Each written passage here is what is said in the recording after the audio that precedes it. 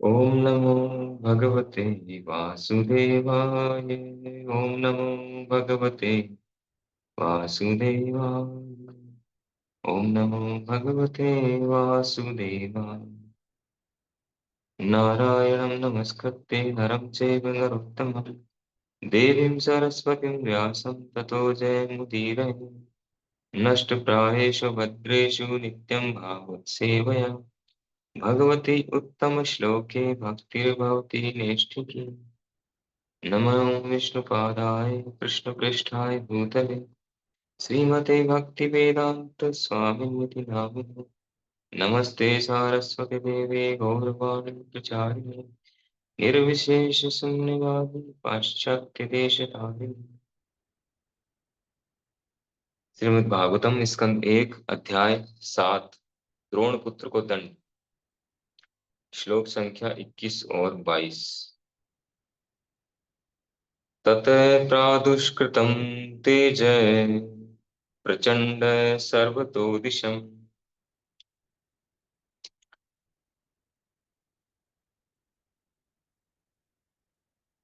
प्राणापं प्राणापदम् अभिप्रेक्ष्य विष्णुं जिष्णुरुवाचः। तत्पश्चात समस्त दिशाओं में प्रचंड प्रकाश फैल गया। ये इतना उग्र था कि अर्जुन को अपने प्राण संकट में जान पड़े। अतः उसने भगवान श्री कृष्ण को संबोधित करना प्रारंभ किया। अर्जुन वाच कृष्ण कृष्ण महाबाहो भक्तानां अभयंकर त्वमेको दह्यमानानां अपवर्गो असि संसृते। अर्जुन ने कहा, हे भगवान श्री कृष्ण, आप सर्वशक्तिमान परमेश्वर हैं। आपकी विविध शक्तियों की कोई सीमा नहीं है। अतएव एकमात्र आप ही अपने भक्तों के हृदयों में अभय उत्पन्न करने में समर्थ हैं। भौतिक कष्टों की ज्वालाओं में फंसे सारे लोग केवल आप में ही मोक्ष का मार्ग पा सकते हैं। तात्पर्य। अर्जुन भगवान श्री कृष्ण के दिव्य गुणों से अवगत था, क्योंकि कुरुक्षेत्र के युद्ध में वे दोनों साथ साथ उपस्थित थे। तभी इसका अनुभव उसे हो चुका था। अतएव कृष्ण के विषय में अर्जुन का कथन प्रामाणिक है। कृष्ण सर्वशक्तिमान है और भक्तों की निर्भयता के कारण स्वरूप। भगवत भक्त सदैव निर्भय रहता है, क्योंकि भगवान उसकी रक्षा करते हैं। ये भौतिक संसार जंगल में धधकती अग्नि के समान है। इसका शमन भगवान श्री कृष्ण की कृपा से ही संभव है। गुरु भगवान की कृपा के प्रतिनिधि होते हैं। अतएव भौतिक अस्तित्व की ज्वालाओं में जलता हुआ व्यक्ति स्वरूप सिद्ध गुरु के पारदर्शी माध्यम से ही भगवान की कृपा रूपी वर्षा प्राप्त कर सकता है। गुरु अपनी वाणी के द्वारा पीड़ित व्यक्ति के हृदय में प्रवेश करके दिव्य ज्ञान प्रदान कर सकते हैं। इससे भौतिक संसार की अग्नि बुझ सकती है। श्रील प्रभुपाद की जय।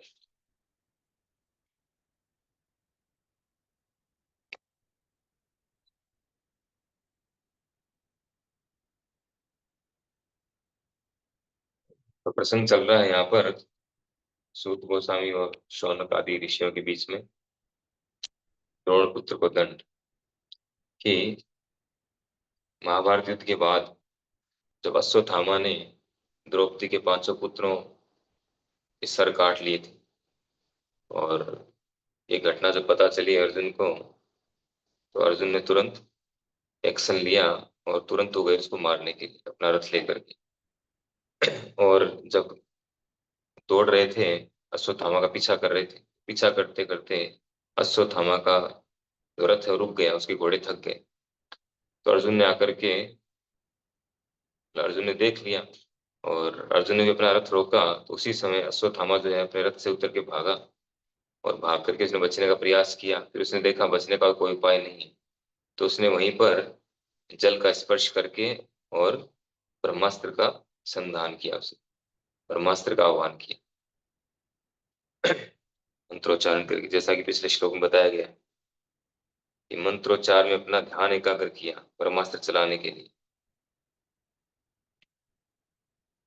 तो ब्रह्मास्त्र जो है कितना प्रचंड उसे तेज उत्पन्न हुआ, ब्रह्मास्त्र से, यहाँ श्लोक में बता रहे हैं कि तत्पश्चात समस्त दिशाओं में प्रचंड प्रकाश फैल गया, और यह प्रकाश इतना उग्र था कि अर्जुन को अपने प्राण संकट में जान पड़े। इतना जबरदस्त जो है उसका प्रकाश, और उसकी अग्नि, उसकी ऊष्मा इतनी तेज थी, सूर्य से भी ज्यादा तेज। तो सब कुछ जलने लग गया। अर्जुन को लगा कि अब तो प्राण संकट में है। तो अर्जुन ने क्या किया, अर्जुन ने तुरंत भगवान को संबोधित किया, भगवान के शरणागत हो गए। भक्त में और अभक्त में ही अंतर होता है। जो अभक्त है वो कभी भगवान के शरणागत नहीं होते। इमरजेंसी आएगी तो भी नहीं होगा, कितना ही कुछ भी हो जाओ, वो अपने बलबूते पर जो निपटने का प्रयास करेगा। अपने आप को ईश्वर मानता है, वो सोचता है मैं ही सब कुछ हूं, मैं ही करने वाला हूँ। I am the saver, I am the doer. अपने आप को सेवर और डूअर मानता है कि मैं रक्षक हूँ और मैं ही करता हूँ। तो ऐसा व्यक्ति कभी भी भगवान के शरणागत नहीं होता, और वो स्ट्रगल करता रहता है। लेकिन जो भक्त हैं वो तुरंत इवन भगवान के शरणागत ही रहते हैं। वो जो भी कार्य करते हैं भगवान के शरणागत होकर के, उनकी प्रसन्नता के लिए करते हैं, गुरु कृष्ण के शरणागत होकर के करते हैं। इसीलिए वो हमेशा निर्भय रहते हैं। प्रभुपाद जी यहाँ तात्पर्य बता रहे हैं कि अर्जुन को ज्ञात था, अर्जुन को भगवान श्री कृष्ण के दिव्य गुणों के विषय में पता था। क्यों पता था? क्योंकि उससे पहले, इस घटना से जस्ट पहले, कुछ समय पहले ही, कुछ दिन पहले ही महाभारत का युद्ध खत्म हुआ था। और महाभारत में अर्जुन ने भगवान के ये विशेष गुण देखे थे कि भगवान किस तरह से पूर्ण पुरुषोत्तम भगवान है, परम भगवान है। उन्होंने उनको विराट रूप भी दिखाया था, अपने ऐश्वर्य के विषय में बताया था। तो अर्जुन सब कुछ जान चुके थे। इसलिए इस श्लोक में क्या कहते हैं, कृष्ण कृष्ण महाबाहु। महाबाहु अर्थात सर्वशक्तिमान। कि हे कृष्ण आप तो सर्वशक्तिमान है। ऐसा नहीं है कि अर्जुन जो है, अर्जुन के मित्र हैं कृष्ण, या अर्जुन के साले हैं, रिलेटिव हैं, इसलिए अर्जुन जो है उनकी बड़ाई कर रहा है चाटुकारितावश। ऐसा नहीं है। बाकायदा अर्जुन ने इसका अनुभव किया है, देखा है भगवान की शक्ति को। तो महाभारत का युद्ध जो जीता है अर्जुन ने, भगवान की कृपा से ही जीता है, भगवान के गाइडेंस में जीता है, ये तो असंभव था। तो महाबाहु, सर्वशक्तिमान। भगवान के जो 6 ऐश्वर्य हैं उनमें से एक ऐश्वर्य क्या है? वीर्यस्य। ऐश्वर्यस्य समग्रस्य वीर्यस्य। शक्ति, बल, संपूर्ण बल, असीम बल और असीमित काल के लिए जिसके पास हो वह है भगवान। असीम बल यानी बिना सीमा के, कोई सीमा नहीं है। सभी जिन जिनका बल है, बलम बलवता चैन, गीता में भगवान कहते हैं कि मैं बलवानों का बल। किसी में भी जो बल है, शक्ति है, सामर्थ्य है, वो भगवान के द्वारा ही है। भगवान एक सेकंड में उसका बल, उसका सामर्थ्य रिमूव कर सकते हैं, खींच सकते हैं, उसको निस्सहाय कर सकते हैं। कई ऐसे बड़े बड़े धुरंधर हुए हैं जो अपने आप को भगवान मानते थे। जैसे वो मोहम्मद अली करके थे, एक मुक्केबाज था, तो अपने आप को गॉड बताता था कि मैं ही गॉड हूँ, सुप्रीम हूँ, आई एम द सुप्रीम। कुछ समय के बाद उसको पार्किंसन डिजीज हो गई उसको। उसमें क्या होता है, हाथ में वाइब्रेशन होने लग जाता है। उसकी ऐसी हालत हो गई कि वो चाय का कप नहीं उठा सकता, ऐसी स्थिति हो गई। तो अपने आप को सर्वशक्तिमान बताता। तो भगवान जब चाहे किसी के भी बल को खींच सकते हैं, क्योंकि बल एक्चुअल में उन्हीं का है। सब कुछ जो है वो भगवान का है। हमें तो कुछ समय के लिए दिया गया है, थोड़ा थोड़ा, अब हमारी स्थिति के अनुसार। तो जो देवी देवता है, बड़े बड़े देवी देवता है, उनके पास भी जो बल, शक्ति, सामर्थ्य जो कुछ है वो सब भगवान के द्वारा दिया गया, उनका खुद का कुछ नहीं है। तो जिसके पास असीम मात्रा में असीमित काल के लिए बल है, 6 ऐश्वर्य में से एक, 6 होने पर ही भगवान, तो उसमें से एक है बल, वो है भगवान। तो यहाँ पर अर्जुन यही कह रहे हैं कि आप महाबाहु, बलिष्ठ भुजाओं वाले, आप महाबाहु हैं, आप सर्वशक्तिमान हैं। भक्ता नाम अभयंकर, भक्तों के भय को हरने वाले, भगाने वाले हैं, अभयंकर। आप भक्तों के भय को तुरंत भगा देते हैं। भगवान के अतिरिक्त ऐसा कोई नहीं है इस पूरे ब्रह्मांड में या पूरे जगत में, चाहे आध्यात्मिक जगत चाहे भौतिक जगत। आध्यात्मिक जगत में तो भगवान ही प्रधान है, लेकिन भौतिक जगत में बहुत सारे देवी देवता हैं जिनको भगवान ने अलग अलग पोस्ट दी, अलग अलग ग्रेड के अनुसार। तो इस भौतिक जगत में कोई ऐसा नहीं है जो हमारे भय को भगा सके, हमें भय मुक्त कर सके, कोई भी नहीं है। इवन जितने भी देवी देवता हैं, शिव जी ब्रह्मा जी तक, वो सब भी भयभीत हो जाते हैं जब स्थितियां ऐसी आती। वो सब भी जो है वो भी जाकर के भगवान की शरण लेते हैं। इवन एनी टाइम वो भगवान के शरणागत ही रहते हैं, कृष्ण चेतना में रहते। जब वो भस्मासुर को वर दिया था शिव जी ने कि जिसके सर पर हाथ रखेगा वो भस्म हो जाएगा, फिर क्या हुआ? शिव जी को भी भागना पड़ा था।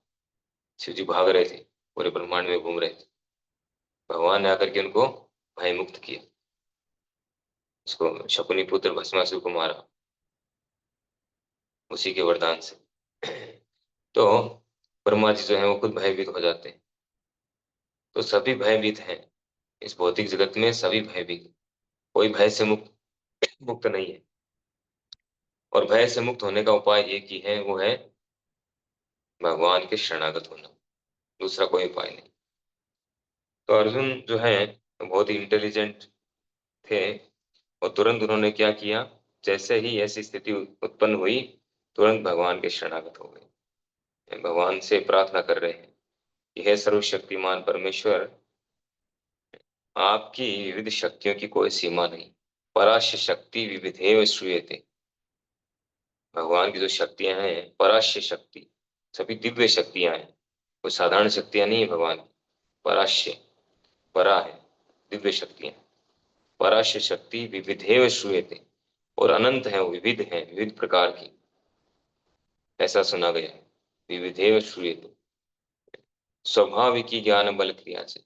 और वो कैसे काम करती है? स्वाभाविकी, वो स्वाभाविक रूप से कार्य करती है। भगवान को कोई कुछ करना नहीं पड़ता, उनको उनसे काम करवाने के लिए, उन शक्तियों से काम कराने, सेल्फ एक्टिव है। तो भगवान की विविध शक्तियां हैं, असीमित शक्तियां। कृष्ण अनंत शक्ति ताते तीन प्रधान। कृष्ण की अनंत शक्तियां, अतएव एकमात्र आप ही अपने भक्तों के हृदयों में अभय उत्पन्न करने में समर्थ हैं।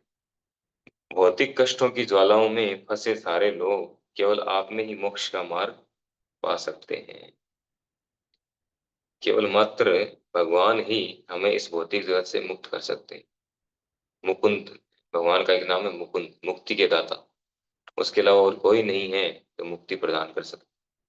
मुक्ति प्रदान एकमात्र भगवान कर सकते हैं। हाँ, बाकी लोग रास्ता बता सकते हैं, गाइड कर सकते हैं, रास्ता बता सकते हैं, लेकिन मुक्त जो है वो भगवान ही कर सकते हैं, उन्हीं के हाथ में कंट्रोल है। तो यहाँ तात्पर्य रूपा जी समझा रहे हैं कि अर्जुन जो भगवान के दिव्य गुणों से अवगत थे, इसलिए उन्होंने तुरंत क्या किया, भगवान के शरणागत हो गए। भगवत भक्त सदैव निर्भय रहता है क्योंकि भगवान उसकी रक्षा करते हैं। हम ये देखते हैं प्रहलाद महाराज के जीवन चरित्र से, वो भय मुक्त रहते थे। 5 साल का बच्चा है, 5 साल के बच्चे में कोई शक्ति नहीं होती, वो किसी का विरोध नहीं कर सकता है, इतनी बुद्धि भी नहीं होती, और फिजिकली कोई विरोध नहीं कर सकता है। और 5 साल के बच्चे हैं प्रहलाद महाराज, उनको मारने का प्रयास किया जा रहा है बार बार उनके पिता के द्वारा, बड़े बड़े असुरों के द्वारा। कितने भयानक भयानक प्रयास हो रहे हैं, उनको जो है पर्वत से गिराया जा रहा है, हाथी से, हाथियों के बीच में कुचला जा रहा है, भया खतरनाक वाले हाथी, सांपों के बीच में छोड़ा गया, किस किस तरीके से उनको मारने का प्रयास किया गया, लेकिन वो बिल्कुल भी भयभीत नहीं थे, भय से मुक्त थे पूरी तरह से। टेंशन बिल्कुल नहीं उनके चेहरे। जब हिरण्यकश्यप इतना शक्तिशाली था, पूरे ब्रह्मांड पर राज्य कर लिया था उसने, सारे देवताओं को अपने कंट्रोल में ले लिया, सबको अपना नौकर बना लिया, फिर भी वो भयभीत था। उसको डर लग रहा था। यद्यपि एक तरह से अमर हो गया था वो, लेकिन जब प्रहलाद महाराज नहीं मर रहे थे इतने प्रयास के बाद भी, तो उसको भय होने लग गया कि क्या हो रहा है, ये मर क्यों नहीं रहा है। प्रहलाद महाराज को पूछते हैं, हिरण्यकशिपु ने पूछा कि तुम्हें शक्ति कहाँ से मिल रही है, तुम न तो डरते हो न मरते हो, कहाँ से शक्ति मिल रही है न यहाँ से भागते हो छोड़कर। तो खुद भयभीत हो गया था हिरण्यकशिपु। तो भक्त जो है वो कभी भयभीत नहीं होते, इसीलिए नहीं होते क्योंकि वो भगवान के शरणागत रहते हैं। जैसे बच्चा है, बच्चे पे जैसे ही कोई छोटा बच्चा होता है, जैसे ही कोई संकट आता है तुरंत क्या करता है, जाकर के अपनी माँ से लिपट जाता है, माता के पीछे छुप जाता है। उसी तरह से जब भक्तों पर संकट आता है तो तुरंत भगवान के शरणागत हो जाते हैं, तुरंत अ, भगवान का सहारा लेते हैं, भगवान से प्रार्थना करते हैं, क्योंकि उन्हें विश्वास है अवश्य रक्ष भी कृष्ण, विश्वास है पालन। तो इस संसार की तुलना की गई है जंगल से। संसार दावानल, और जंगल कौन सा है, जिसमें आग लग रही है। जैसे अफ्रीका के जंगल में वहाँ कई बार आग लग जाती है वहां पे, और वो आग चलती रहती है, वो जलती रहती है कई कई महीनों तक, उसको बुझाया नहीं जा सकता, इम्पॉसिबल है उसको बुझाना, अपने आप ही बुझेगी। तो वैसे ही ये भौतिक जगत जो है ये दावानल है, जंगल की आग की तरह जल रहा है, हर व्यक्ति इसमें जल रहा है, बस कोई बताना नहीं चाहता किसी से, बताएंगे तो लोग क्या कहें, बदनामी हो जाएगी, अच्छा नहीं लगेगा। बाहर से सभी अच्छा दिखाते हैं अपने आप, हम तो बहुत अच्छे हैं, और अंदर अंदर जो सब दुखी हैं। तो ये भौतिक जगत में सभी लोग जल रहे हैं और बहुत बुरा हाल है सभी का, हर व्यक्ति दुखी है, कोई किसी तरह से कोई किसी तरह से, एक भी व्यक्ति ये कह नहीं सकता कि मैं सुखी हूं। सब दुखी है, और वो चेंज होता रहता है, दुख भी जो है बदलते रहते हैं, आज ये दुख है कल दूसरा दुख आ जाएगा, परसों तीसरा दुख आ जाएगा, बदलता रहता है। तो कह रहे हैं कि जिसका शमन, ये भौतिक जगत जो है धधकती अग्नि के समान है, जंगल में धधकती अग्नि के समान है, और इसका शमन कैसे हो सकता है, इसका शमन एकमात्र भगवान श्री कृष्ण की कृपा से ही संभव है, दूसरा कोई उपाय नहीं, एकमात्र भगवान श्री कृष्ण की कृपा से ही ये संभव है।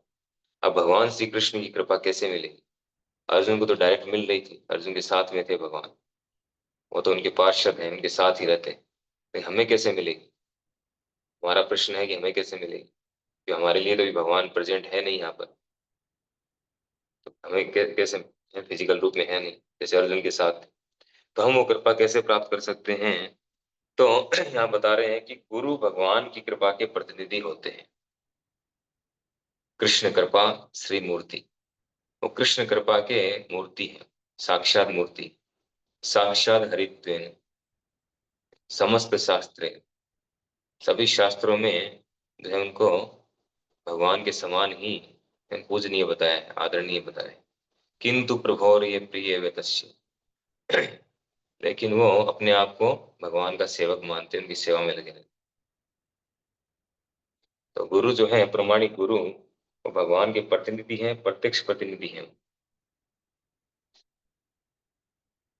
तो उनकी कृपा से ही, हम डायरेक्ट कृपा प्राप्त नहीं कर सकते भगवान की, गुरुदेव की कृपा से ही हमें वो कृपा मिल सकती है, हमें अभय मिल सकता है, और कोई दूसरा उपाय नहीं है। हम सोचेंगे हम छलांग लगा करके चले जाएंगे, ऐसा कभी पॉसिबल होने वाला नहीं है। अतः भौतिक अस्तित्व की ज्वालाओं में जलता हुआ व्यक्ति स्वरूप सिद्ध गुरु के पारदर्शी माध्यम से ही भगवान की कृपा रूपी वर्षा प्राप्त कर सकता है, एकमात्र ही माध्यम है। गुरु अपनी वाणी के द्वारा पीड़ित व्यक्ति के हृदय में प्रवेश करके दिव्य ज्ञान प्रदान कर सकते हैं, जिससे भौतिक जगत की आग, अग्नि बुझ सकती है। तो प्रमाणिक गुरु हैं, वे अपनी वाणी के द्वारा व्यक्ति के हृदय में प्रवेश करते हैं। वाणी जो है, कान जो है, कानों का सीधा संबंध होता है हमारे हृदय से, और कानों के द्वारा जो शब्द अंदर जाते हैं वो सीधा हमारे हृदय तक जाते हैं।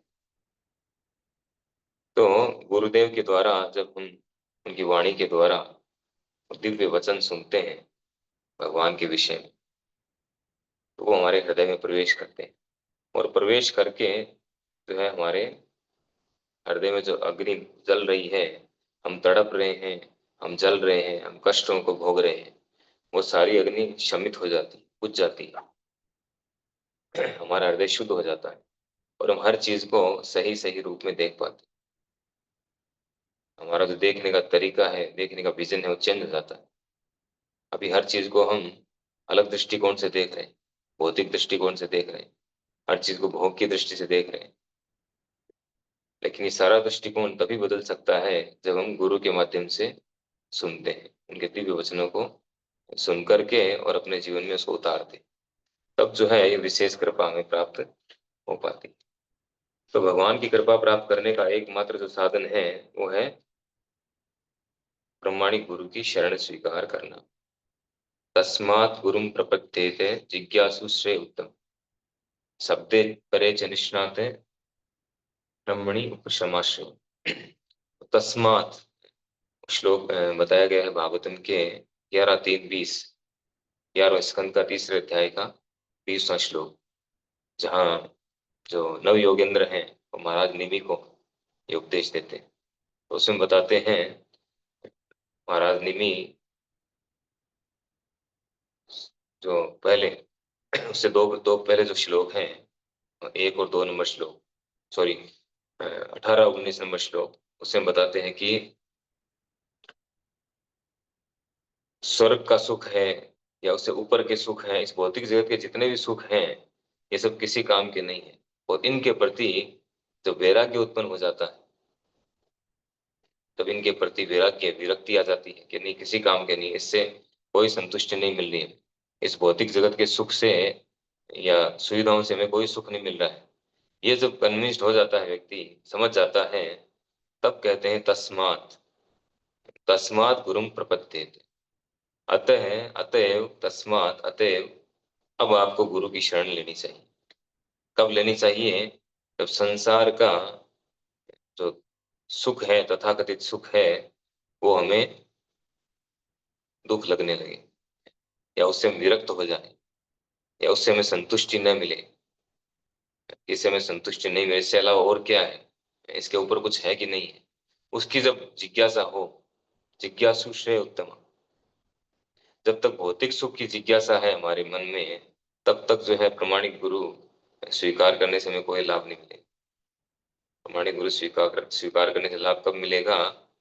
जैसे कुछ लोग गुरु स्वीकार कर भी लेते हैं और उनसे फिर पूछते हैं कि हमारा बिजनेस कैसे बढ़ेगा, बच्चों की शादी कैसे होगी, या ये कैसे होगा, या वो कैसे होगा, धन कैसे आएगा, ये सब प्रश्न करते हैं।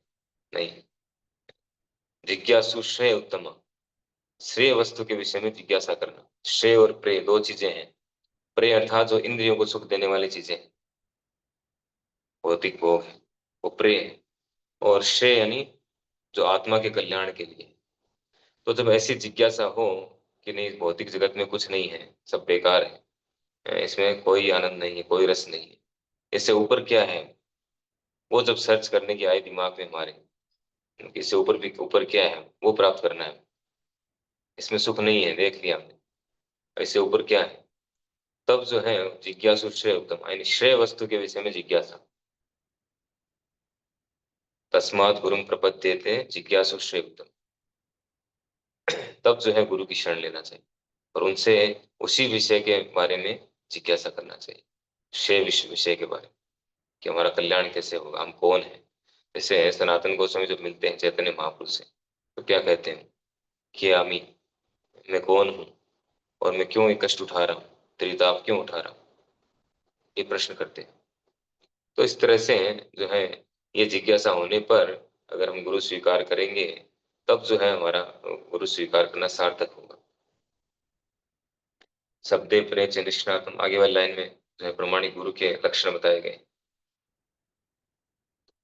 जो दक्ष है, शास्त्रीय ज्ञान में दक्ष होते हैं, शब्दे परे च निष्णातम, और भगवान में दृढ़ श्रद्धा स्थिर।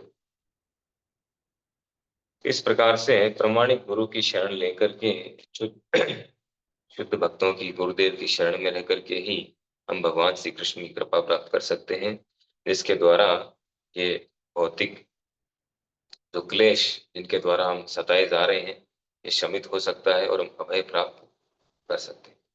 हरे कृष्ण। श्रीमद् भागवत महापुराण की जय। श्री भगवान की जय।